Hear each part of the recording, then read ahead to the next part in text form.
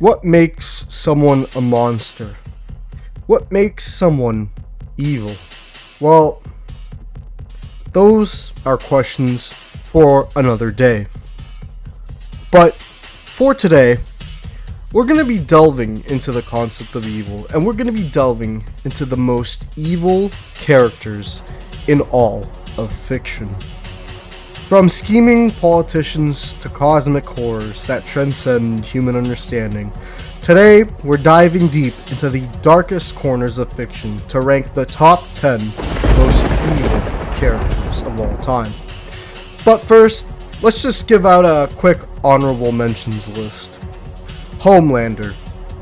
The thing is that, yeah, Homelander is, a little evil, let's just put it like that. But he's also kind of just a little bit bratty. And he has a really fragile ego, so I don't know if he's necessarily the most intimidating out of all villains, but he is definitely dangerous and pretty psychotic. He casually commits mass murder, psychological torment, and abuses his superpowers.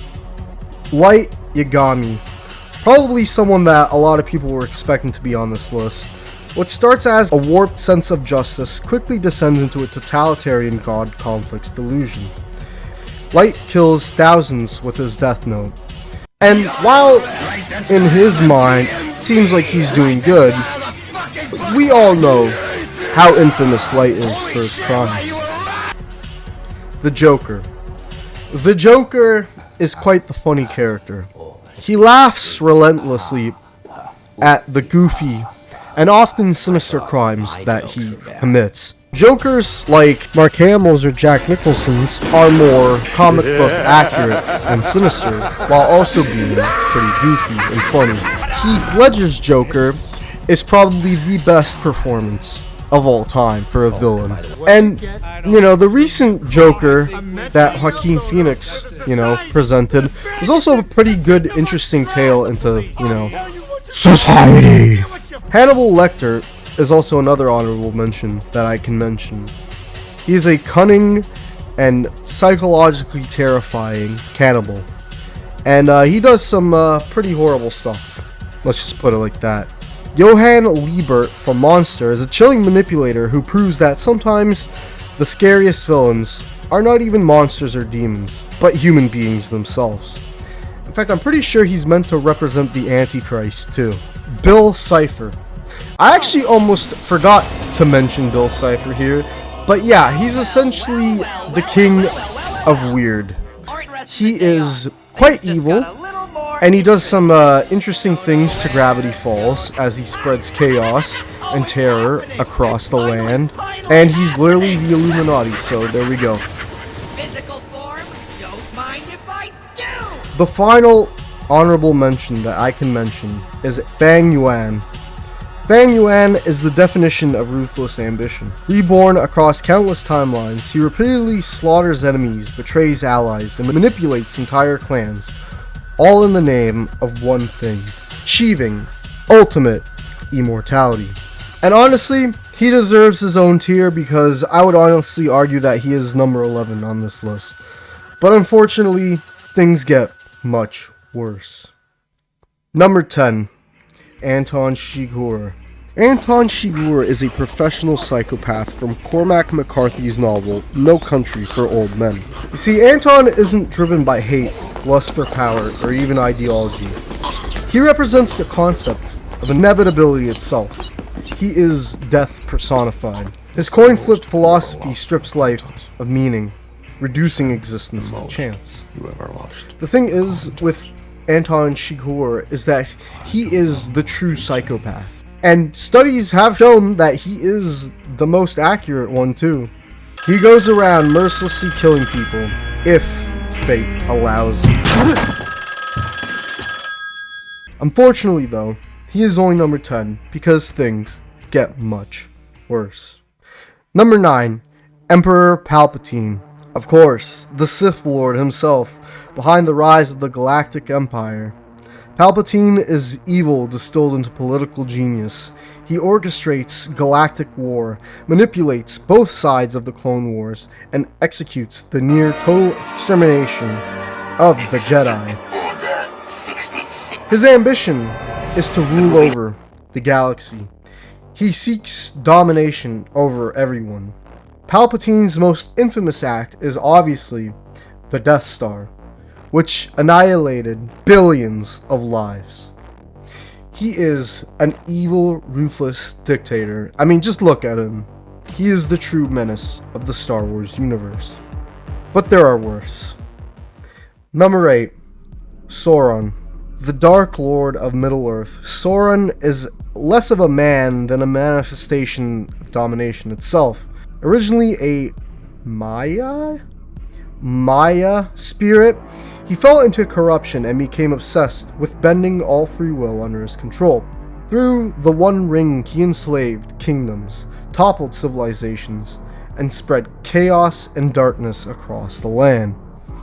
The thing is that what makes Sauron especially evil in a scale is, unlike Palpatine, who manipulated a galaxy, Sauron is a spiritual force tied to the very fabric of existence in Middle-earth.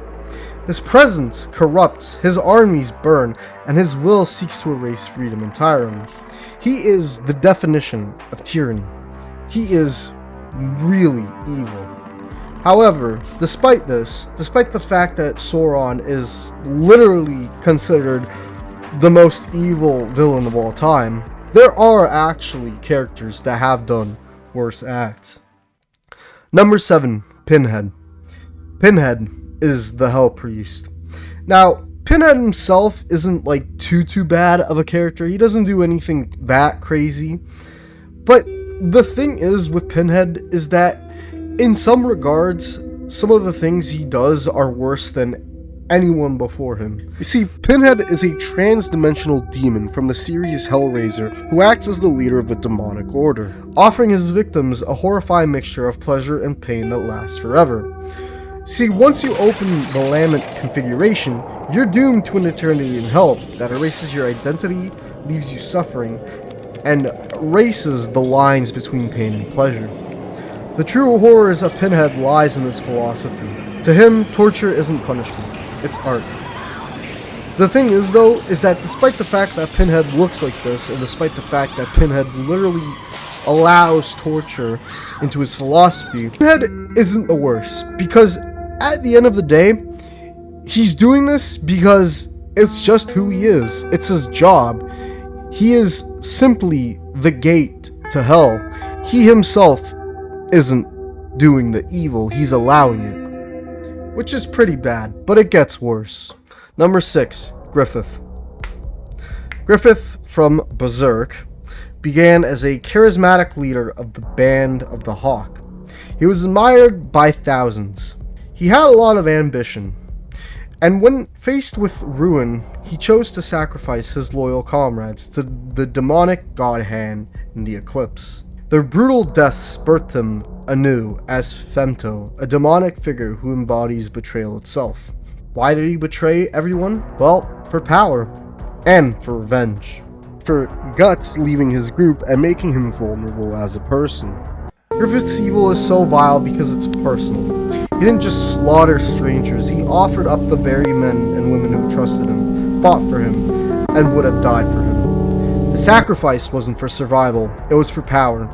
That betrayal, combined with the apocalyptic consequences, makes him one of fiction's darkest figures. Number 5. The Lich. The Lich is death personified in the form of an undead sorcerer. He is practically immortal, and his one and only goal is absolute annihilation of all life. Unlike other villains who crave power, wealth, or dominance, the Lich simply wants existence itself to end. There's no negotiating, no compromises that can be made with the Lich. Only destruction is the Lich's only true path. No matter how many times he's defeated, he returns, whispering nihilistic promises of oblivion. He isn't just evil, he's the natural endpoint of death-driven evil itself.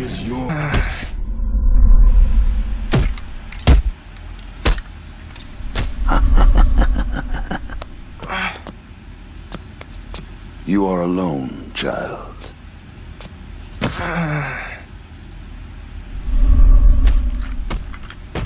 There is only darkness for you, and only death for your people. These ancients are just the beginning. I will command a great and terrible army. And we will sail to 1 billion worlds. We will sail until every light has been extinguished. You are strong, child, but I am beyond strength. I am the end.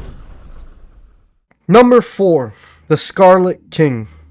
The Scarlet King is a cosmic horror from the SCP universe. The Scarlet King is an ancient eldritch god who turned evil and whose sole purpose is to end all existence. You see, the Scarlet King is the ruler of a dark kingdom who seeks to destroy everything. He is essentially the Satan of the SCP universe, who influences our reality through his cult, the Children of the Scarlet King. His evil doesn't just spread to one universe, it spreads to all. Why does he do the things he does? Well, he gains power in our reality through his children and through humanity's hatred. Primarily the hatred brewed from the clash of tradition and modernity. The Scarlet King is a representation of humanity's wrath displayed throughout history. He is truly evil. And while you think that he's probably the most evil character ever, there are worse characters. Number 3, Judge Holden. Now, at first glance, Judge Holden just seems like a regular average guy. Well, maybe not average, he's kind of massive and, is really pale and quite the interesting fellow. But you'd think like, oh, he just seems like a normal human being. Well, you know that meme of, oh yeah, free my bro? And then, turns out the bro isn't the best of people? Well, that's literally him. Judge Holden is a terrifying 7-foot-tall genius polygon who is a member of the Glanton Gang, a gang of scalp hunters, a gang whose primary objective was to scalp natives in the Wild Wild West and to sell their skins for profit. Judge Holden is a towering hairless man who seems more demonic than human. He is a pure, unfiltered evil in human form. He's a child killer, rapist, philosopher of chaos. He embodies violence as a cosmic principle. To Holden, war is eternal, and he dances in its fire. And the thing is too, he doesn't even act out of anger or even ambition. He does it because he does it. He speaks with eloquence, manipulates with charm, and then commits atrocities without hesitation. He simply just is. And in his own words, whatever exists in creation exists without my consent. Number 2, the Q. The Q are an advanced AI species that long ago spiraled beyond human control. Their version of order manifests as pure evil. They essentially trap species, other aliens, other peoples, to horrible nightmares. They essentially destroy planets and experiment biologically with humanity's and other species' capabilities. Their cruelty is mechanical, efficient, and eternal. Humans are not simply killed but recycle into unending suffering as the Q twists the definition of life itself into torment. They represent a horror worse than death, an eternity where the concept of mercy doesn't exist. They themselves torture people in the most brutal ways imaginable by subjecting them to a state beyond their comprehension. Like the Colonials, for example. These guys. And number 1, without a doubt, is Am from I Have No Mouth and I Must Scream. Am is the most evil character ever. Am stands for Allied Master Computer. He's essentially a robot that spiraled out of control, nuked all of humanity, and kept 5 victims to torture forever and ever. Am's evil is intimate and personal.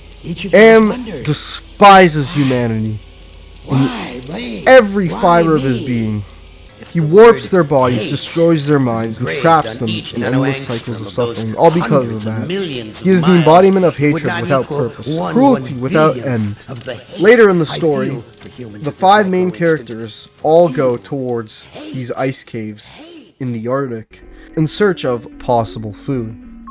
As it turns out, Am is literally 5 steps ahead and purposely doesn't give them a can opener to open the food, which frustrates them. But as everything is happening, it just turns out that there's icicles in the room with them. So Ted, the main character, kills everyone, putting everyone out of their misery, except himself, because there were only 4 icicles. And it ends with Ted suffering forever and ever and ever at the fate of the cruelest, most evilest character in fiction. Cogito ergo sum. I think, therefore, I am. And that's it. That's the list. There was literally anyone else that you think could have been in here, let me know. I mean, I think I got pretty much everyone. Oh wait, actually, the most evil character of all time is... Oh, brother!